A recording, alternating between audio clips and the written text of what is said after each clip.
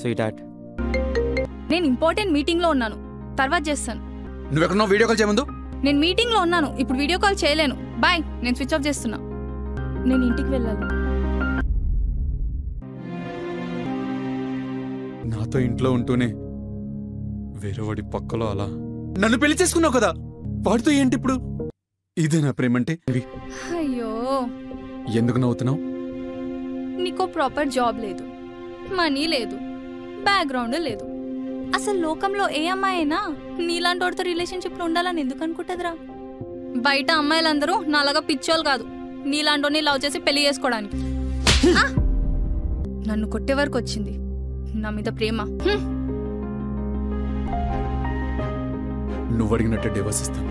ఒక్కసారి నువ్వు వెళ్ళి నిన్ను ప్రేమించినవని అడుగు, నిన్ను పెళ్లి చేసుకుంటాడేమో అని.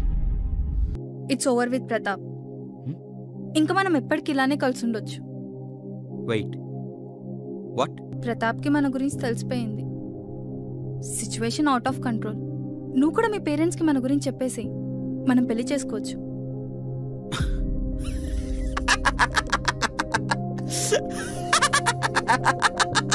వాట్?